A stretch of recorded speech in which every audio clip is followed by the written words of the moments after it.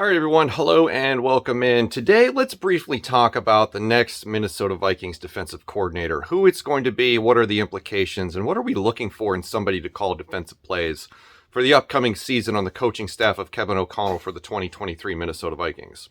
I'm going to be perfectly honest with you guys. I don't know, and I don't care. And you may be wondering, well, why are you making a video about it? And the answer to that question is because I'm more interested in what you guys think.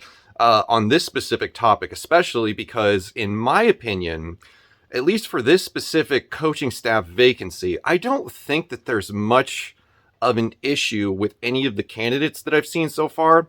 And I don't really think that it matters all too much in who they hire. Now, obviously, that there's candidates that you would probably prefer versus others, and I get that for various reasons. But at the end of the day, think about the Minnesota Vikings defensively last year and just how bad they were. Like, the bar is subterranean for this upcoming season. The bar is so low in the ground that I don't think that anybody that they hire is going to come in, take over, and come in under that. I think that this is one of those situations where you look at everything that has happened, and honest to God, like, there's nowhere to go but up. Now, that isn't going to come without struggles, of course. This team is not destined to completely do a 180 and have its defense ascend into the ranks of the top 10 that could piggyback this team to a long playoff run. I don't think that that's in the cards, because you've got a lot of difficult decisions to make regarding the personnel on this defense, and it's going to be difficult. I think whatever defensive coordinator comes in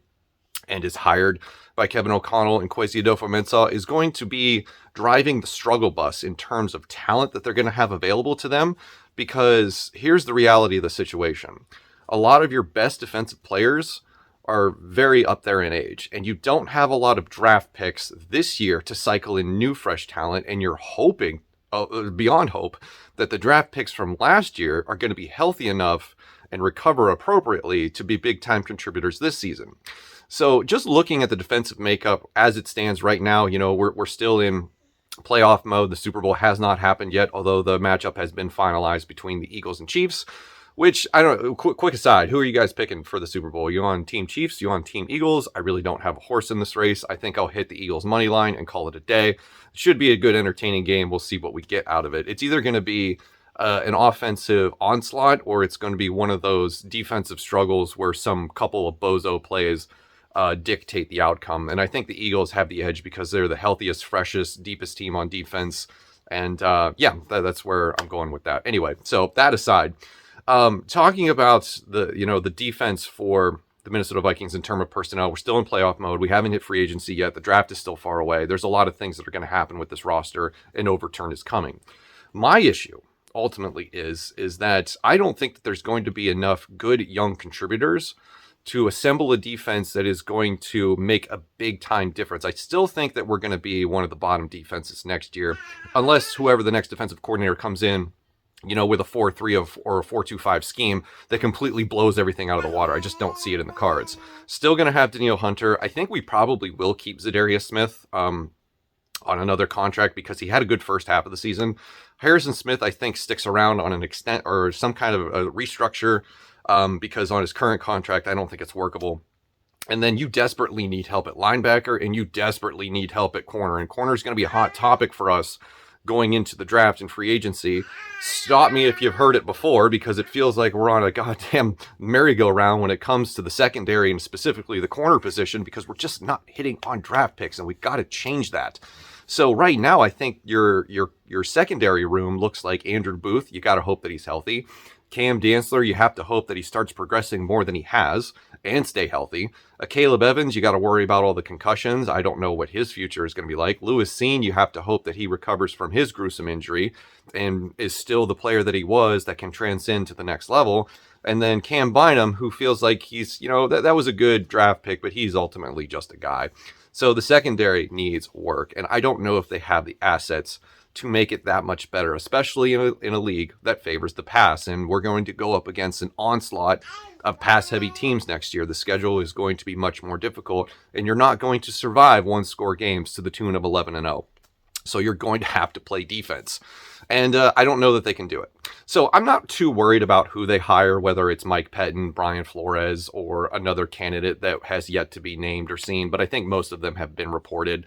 And they're just kind of taking their time now that more teams have been eliminated. I think they're waiting to see where all the other dominoes fall, but they probably need to make a decision sooner than later because the new coaches that are taking over teams for the first time are going to begin assembling staffs. I think Vic Fangio already signed with a team, but I forget who it was. Somebody in the comments can let me know where he's going.